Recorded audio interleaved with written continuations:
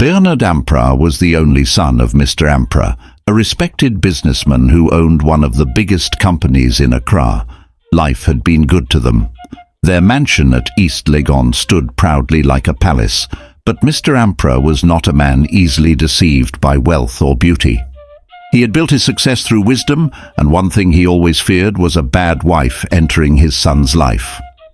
One Sunday afternoon, while standing at his balcony, he saw Bernard step out of his car with a beautiful young woman.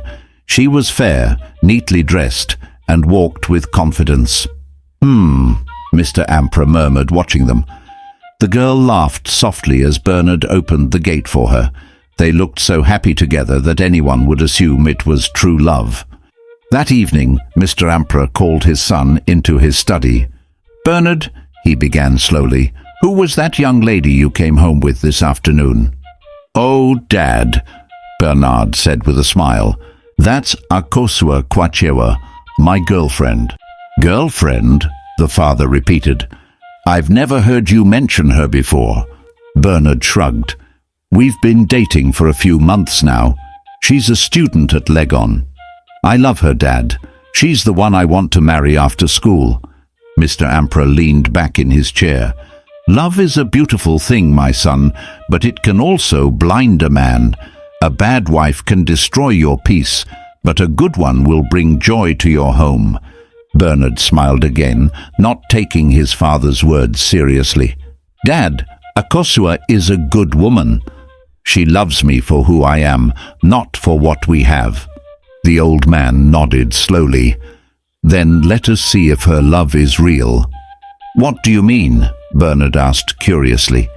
Mr. Ampra smiled gently. "You'll soon travel abroad for your studies. Before you go, I'll buy a new house for you and ask her to stay there while you're away. But she must never know I'm your father. I will live in that house as the security man. I want to see her true nature, whether she respects the poor as much as she admires the rich." Bernard laughed. "Dad, that's too much."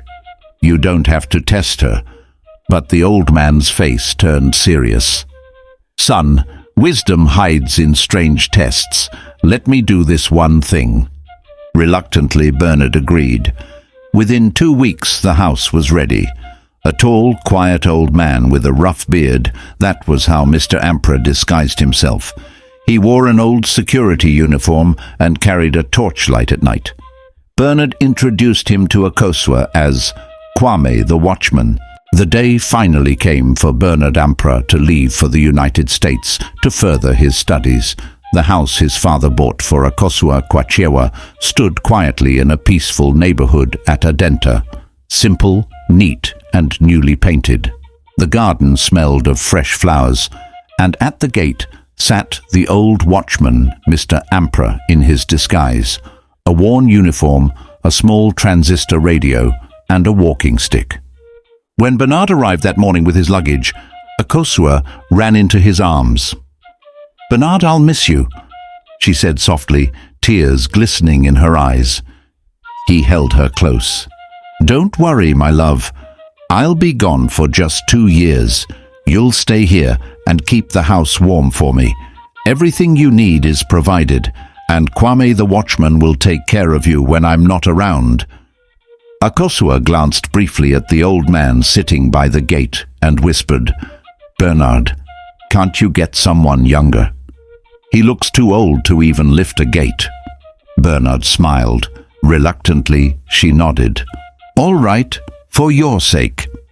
When Bernard finally left, Akua watched his car disappear down the road. For a few days, she was quiet and humble. She greeted Kwame politely, sometimes offering him food when she cooked. Mr. Ampra, hidden behind the mask of a poor security guard, watched her every move, her habits, her friends, and her heart. But things soon began to change. A week later, Akua started spending long hours on the phone. She would laugh loudly on calls, whispering and giggling, and sometimes walk past the gate without even greeting. Mr. Ampra noticed. One evening, as she was stepping out, he gently said, "Madam, it's getting late." Maybe you should wait till morning. This area can be dangerous." She turned sharply. "Kwame, who are you to tell me when to go out? Just mind your gate." Her voice cut through him like a knife. Mr. Ampra's heart sank, but he said nothing. He only bowed his head and murmured, "Sorry, madam." 2 months later, Akosua came home with shopping bags and a man in a flashy car. Mr. Ampra opened the gate silently. The man dropped her off, and she smiled sweetly at him before entering the house. The old man sat under his small shed that night, listening to his radio, but his mind far away. "So this is the woman my son trusts," he whispered sadly. Later that night, Akosua came outside holding a plate. "Kwame," she called in a softer tone. "Here, take some food. I made extra." Mr. Ampra looked at her quietly. "Thank you, madam." She smiled faintly. "You're old but lucky. My boyfriend owns this house. You should be proud to work for a rich man." Those words stung deeply. She didn't know she was speaking to the owner himself. 4 months passed since Bernard Ampra left Ghana. The house that once felt calm and full of love had slowly turned into a place of noise and command. Akosua Kwachiewa, now used to the comfort and quietness of the neighborhood, had changed completely. Each morning the old watchman, Mr. Ampra in disguise, would rise before dawn to sweep the compound, water the flowers, and check the gate. He worked with patience, hiding his pain behind a calm smile. But Akosua had grown proud.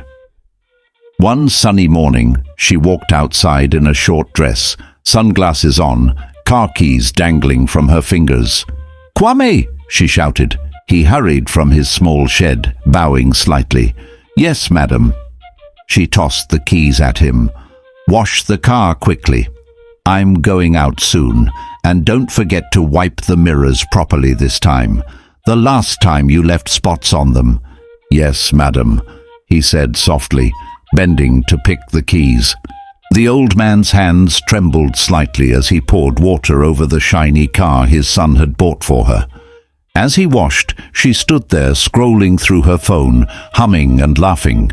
Sometimes when her friends visited, she would mock him openly. "Hey girls, come and see my old watchman," she would say, pointing at him. "He behaves like he's washing the president's car." The girls would laugh loudly, and Mr. Ampra would pretend not to hear. Inside, his heart ached. "My son loves her this much," he thought sadly, "and this is how she treats the poor." At night, Akosua often came home late. It could be 11 p.m. or sometimes midnight. Each time the sound of her car horn would echo through the compound. "Kwame! Kwame!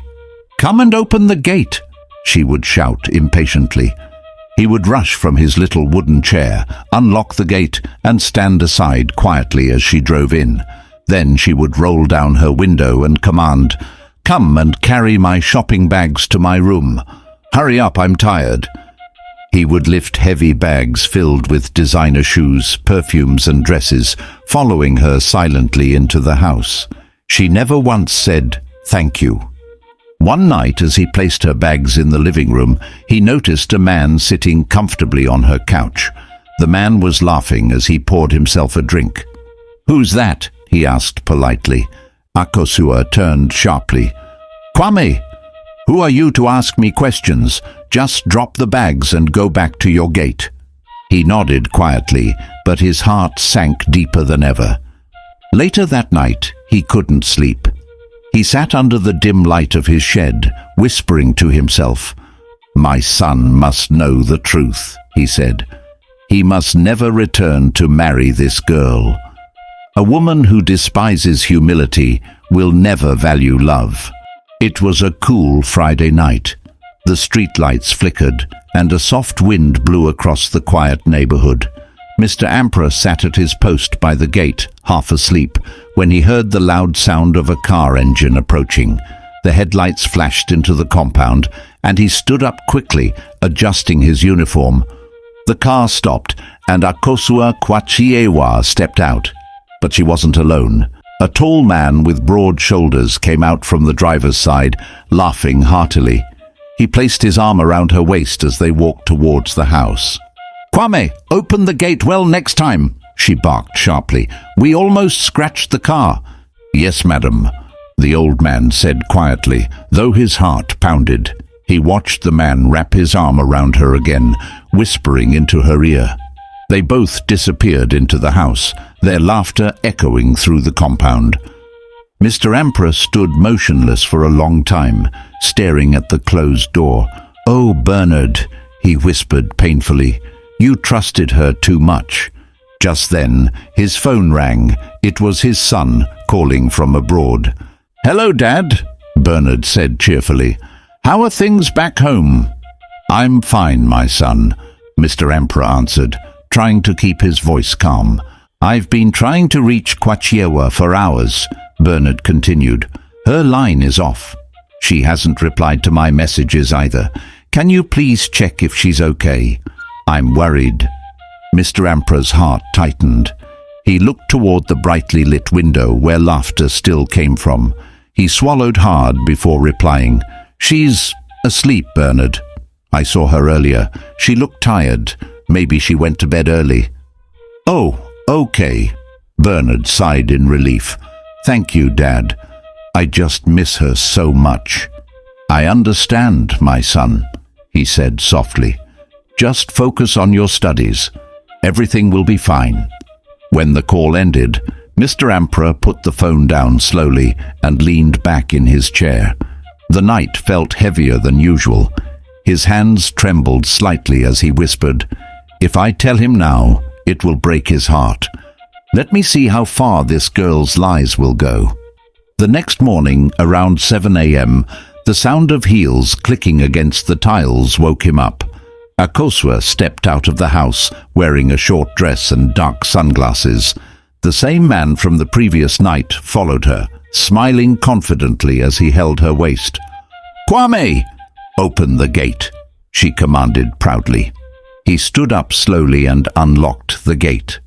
The man placed his hand on her lower back as they walked to his shiny car.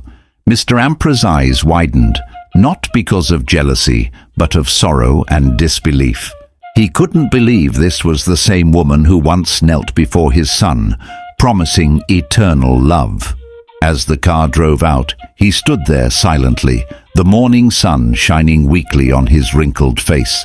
He whispered under his breath, "The heart of man is deep, but truth always finds a way." That morning, as he closed the gate, a single tear rolled down his cheek. He had seen enough, but the time to reveal the truth had not yet come.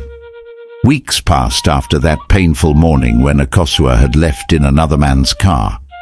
Life at the house went on quietly, but Mr. Emperor's heart was no longer at peace. He had seen enough to know that the woman his son loved was not who she pretended to be, yet he kept silent, waiting for the right time to reveal everything. One hot afternoon, while he sat under his shed reading a small newspaper, his phone began to ring. The caller ID made his heart skip. It was Bernard. He quickly answered. "Hello, Dad," came Bernard's excited voice. "My son, how are you?" "You sound happy today," Mr. Emperor said, forcing a smile though no one could see him. "Dad, I have great news," Bernard said. "I finished my final semester. I'll be coming home next month." "That's wonderful," his father replied warmly. "Home is waiting for you." But Bernard's next words froze him. "Dad, I want to come and marry Akua immediately after I arrive. I've already told my friends and even started planning a small ceremony. She's been my strength through school, and I don't want to wait any longer." For a moment, silence filled the line. Mr. Emperor felt his chest tighten. He looked toward the house where Akua was hanging clothes on the line, singing softly as if life was perfect. "Dad, are you there?" Bernard asked. Yes, I'm here," Mr. Emperor said quickly, hiding the pain in his voice. "That's good news, my son.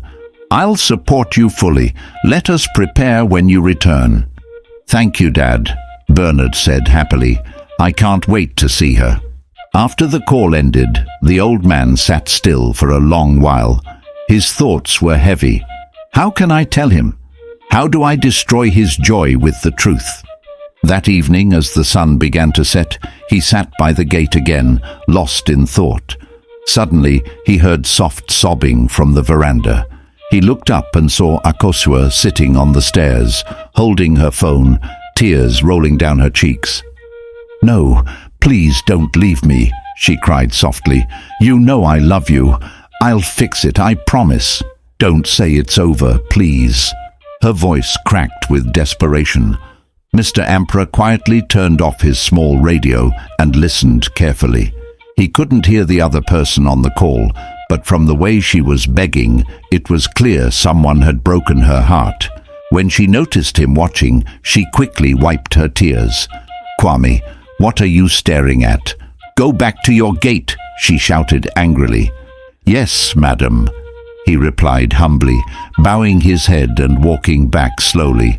But his mind was spinning. Was she crying because Bernard told her he was coming home to marry her? Or was it another man she was begging not to leave? The confusion tore at his heart. He looked up at the darkening sky and whispered, "Oh God, if my son is still blind, open his eyes before he loses everything." That night, Mr. Emperor could not sleep. Between the laughter of his son's dreams and the tears of the girl's secrets, he knew a storm was coming. 2 days after Bernard's joyful call to his father, he also called Akua directly. His voice was full of excitement and hope. "My love," he said cheerfully over the phone, "I have good news. I'll be coming to Ghana in a few weeks, but I don't want to just visit you. I want to take you back with me to the States. I've spoken to my dad about it. I want us to get married properly when I return." There was silence for a moment. Bernard waited eagerly for her reply.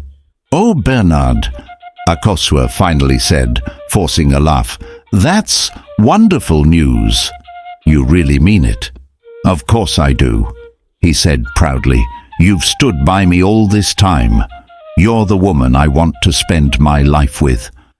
"Thank you," she said softly, but her heart was pounding differently. She ended the call soon after, pretending to be tired. As soon as she dropped the phone, she sat quietly on the edge of her bed, tears welling up in her eyes. She should have been happy, but she wasn't. Her heart was already in pieces from her Ghanaian boyfriend. The same man she had been secretly seeing, the one who had recently broken up with her. That night, she couldn't sleep. Around 8:30 p.m., she stepped out to the gate where Kwame, the old security man, sat on his wooden chair listening to his radio. "Kwame," she called gently, "can I talk to you for a moment?" He looked up, surprised. "Of course, madam." "Is everything all right?" She sighed deeply and sat on the stone bench near him. "Not really. I need someone to talk to, someone who won't judge me." "You seem like a kind man." The old man smiled faintly. "I'm just an old watchman, madam, but if my ears can help you, I'll listen." Akua looked down, fidgeting with her phone. "I'm confused, Kwame. I have 2 men in my life, one abroad who truly loves me and wants to marry me, and another here in Ghana, the one I can't stop thinking about even though he hurts me." Mr. Emperor's chest tightened as he listened. He remained calm and said softly, "So what troubles your heart most, madam? The love you feel or the pain you fear?" She took a shaky breath. "The one here doesn't respect me. He cheats and embarrasses me, but I love him deeply. Bernard, the one abroad, is kind, gentle, and serious about me, but I don't love him the same way. I don't want to hurt him either." The old man looked at her carefully, his eyes soft but filled with wisdom. "My daughter," he said slowly, "love should be true and peaceful. If you choose a man, Choose him with your whole heart, not because of what he gives you, but because of what he means to your soul. Don't play with a good man's heart." She wiped her tears. "You're right, Kwame. I think I'll choose Bernard. He deserves better. The other man only uses me. I'll forget him." The old man smiled weakly. "Then may God help you to keep that promise." Little did she know that the old watchman advising her in the moonlight was the very father of the man she planned to marry. A few days passed after that quiet conversation with Kwame, the watchman. Akosua Kwachewa tried to stay strong, convincing herself that she had finally made the right choice to focus on Bernard, the man who truly loved her. Yet, no matter how hard she tried, her heart kept drifting back to the other man, the Ghanaian boyfriend who had hurt her many times. She couldn't sleep. Every night she would stare at her phone, scrolling through their old messages and pictures, tears quietly running down her cheeks. "Maybe he didn't mean to hurt me," she whispered to herself one evening. "Maybe he'll change. Let me just see him one last time." So, one hot Saturday afternoon, she dressed up simply and drove to his house without telling anyone. Her heart was racing, her hands trembling on the steering wheel. When she reached his gate, it was slightly open. She stepped inside quietly, hoping to surprise him. But what she saw froze her completely. In the small living room, her boyfriend sat comfortably on the couch, shirtless, laughing and chatting with another woman, also half naked, who was cooking in the kitchen. The sweet smell of stew filled the air, but to Akosua, it was the smell of betrayal. She stood there for a few seconds, too shocked to move. The woman turned and saw her. "Hey, who are you?" the lady asked rudely. Her boyfriend jumped up, startled. "Akosua, what are you doing here?" But she said nothing. Her lips trembled, her heart shattered into 1,000 pieces. Without a word, she turned and walked away. He followed her halfway to the gate. "Akosua, wait, it's not what you think," he shouted. But she didn't stop. She entered her car, slammed the door, and drove off with tears blurring her eyes. The world around her seemed to fade. Only the sound of her heart breaking remained. That evening she went home, blocked his number, deleted all their pictures, and cried silently until her pillow was soaked. "I'm done," she whispered to herself. "I'm done chasing someone who doesn't value me. Bernard deserves my attention now." From that day, everything changed. She began calling Bernard every morning and every night, just to hear his voice, just to remind herself that someone out there truly cared for her. "Good night, my love," she would say softly before hanging up, and for the first time she began to feel peace. When Bernard Emperor returned home, the reunion between father and son was quiet yet full of unspoken emotion. They both acted as if nothing unusual had ever happened. Bernard greeted the watchman warmly when he arrived at the house. "Kwame, you're still here?" Bernard said with a smile, pretending not to know the truth. "Yes, sir," his father replied humbly, continuing the act. "I have been keeping the house safe as you instructed." Akosua came out from the kitchen with a bright smile. "Bernard!" she shouted, rushing to hug him. Her heart leapt with relief. The man she had nearly lost had finally returned. She looked briefly at Kwame and smirked, whispering softly to Bernard, "Your watchman has done well. You should increase his salary." Bernard only smiled and said nothing. His father heard every word, but kept his calm expression, silently praying for patience. That week was full of excitement. Bernard told Akosua about his plan to make their relationship official. "It's time our families meet," he said proudly. "We'll do it in 3 days." Akosua's family was thrilled. Her mother cooked and cleaned the compound. Her siblings danced and teased her. "Hey, our sister is going to America," one of them shouted. Everyone was in high spirits. Finally the day came.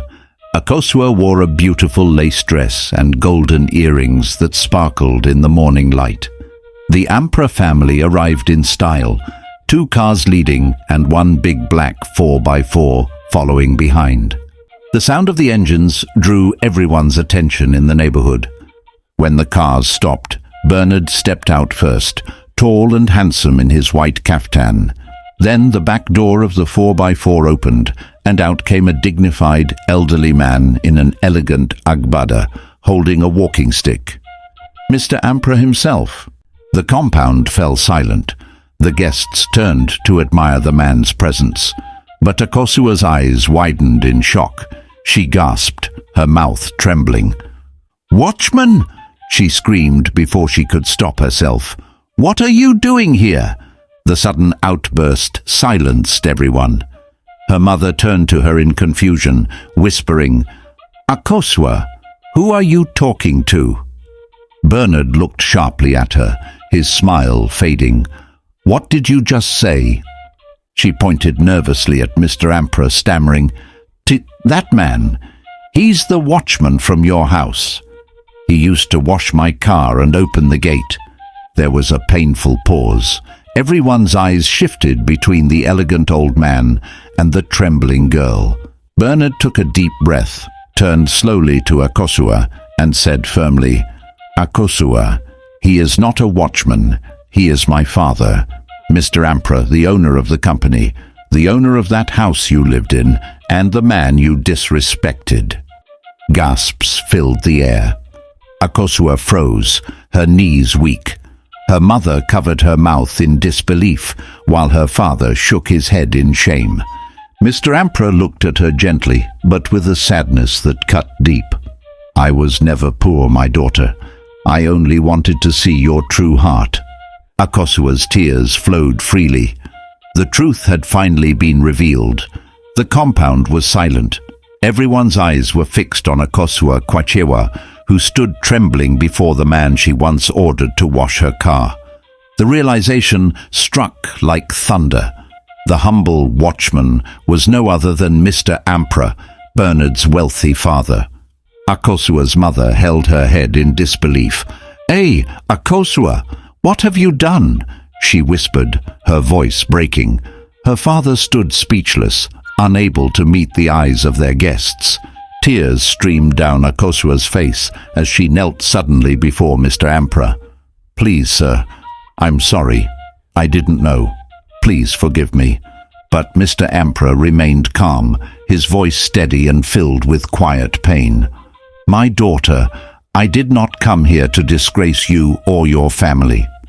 I came because my son loved you deeply, and I needed to see who you truly were."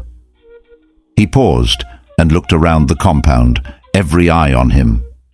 "Ask yourself, in my son's absence, were you loyal? Were you kind? Were you sincere?"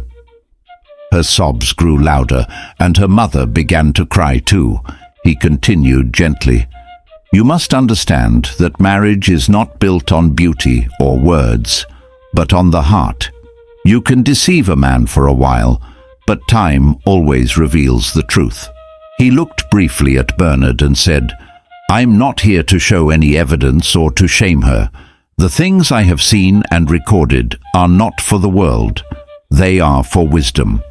My only question to her family is this: do you think your daughter is wealthy enough in character to marry my son?" No one answered. The silence was painful. Akosua's father sighed heavily and bowed his head. "We have seen our mistake, sir. We are ashamed. She has truly disappointed us." Akosua turned to Bernard, tears pouring down her face. "Bernard, please forgive me. I'm not worthy of your love. I took everything for granted. I treated your father badly. Please don't hate me." Bernard's eyes were filled with confusion and heartbreak. He couldn't even speak. His father placed a hand on his shoulder and said, "Let's go home, my son." Back home, when they sat quietly in the living room, Mr. Ampra handed Bernard his phone. "My son," he said softly, "you deserve to know the truth." He pressed play. Video after video showed Akua shouting, insulting and mistreating the watchman. Another video showed her walking late at night with another man, laughing and holding hands. Bernard's face turned pale. He sank back in his chair, whispering, "I loved her, Dad. I really did." Mr. Emperor nodded gently. "Yes, you did. But love must walk with wisdom. I only did this to protect you from lifelong pain." Bernard wiped his eyes, stood up, and hugged his father tightly. "Thank you, Dad. You saved me." Meanwhile, Akua's world collapsed. Her ex-boyfriend rejected her coldly. "You think I'll marry you?" He laughed. "When your man traveled, you dated me. So if I travel, who will you date? I don't trust your love. Besides, I'm getting married next month." That was the final blow. In just a few weeks, she lost everything: love, dignity, and home. Her savings ran out, her friends vanished, and she couldn't even pay her rent. She had gone from living in a beautiful house to sleeping on an old mattress in her aunt's small room at Medina. One night, she sat alone under the dim light of a candle, whispering through tears, "If only I had known. If only I had respected the one who looked poor." She had learned the hardest lesson, that greed destroys love faster than poverty ever could. After all that had happened, the story of Bernard Emperor and Akua spread quietly across their circle of friends and family. Many people whispered about it, not because of gossip, but because it carried a painful truth that reflected the reality of modern love. Bernard moved on slowly, wiser and calmer. He no longer chased after beauty or soft words. He now looked for peace, humility, and honesty. His father watched him with pride, knowing that his painful test had saved his son from destruction. But for Akua, the days that followed were dark and lonely. Each morning she woke up to the same thought: if only I had listened to my conscience. She had lost not just a rich man, but a good man, one who loved her truly. She had also lost her respect, her home, and the peace that comes with truth. In the quiet corners of life, she began to realize something deeper. Sometimes we destroy our blessings with our own hands. She sat one evening by her aunt's window, watching children play outside, and whispered to herself, "I thought I was being smart, but I was only foolish. I traded true love for attention. I disrespected a man who only wanted to see my heart." The lesson burned deeply in her soul. The story ends not just as a warning to Akua, but to every young woman and man of today. Many ladies live like this, keeping several men for different reasons. One plays the fatherly role, the one who gives advice and money. Another plays the boyfriend role, for romance and affection. Some even keep a husband figure for emotional support and a backup man for when things go wrong. But in the end, such games always end in emptiness, because truth cannot be hidden forever. Lies might walk fast, but truth always catches up, and when it does, it leaves a mark that never fades. To the young men of today, this story is also for you. Do not love blindly. Do not ignore your parents' advice in the name of feelings. Remember that your parents have walked the road of marriage longer than you have dreamed of it. They see what your emotions refuse to see. Listen to their counsel before making lifelong choices. Love with wisdom, not only with your heart. Because sometimes what looks like love is only a disguise, and behind the disguise hides a painful lesson. May you find true love, a love that is honest, loyal, and peaceful. May you be protected from the fake smiles and sweet lies that destroy many hearts today. Thank you for watching and listening to this emotional story. If this story touched your heart, don't forget to share where you are watching from. Click like, share, and subscribe to Ananse Web of Tales, where every story carries a lesson for the soul.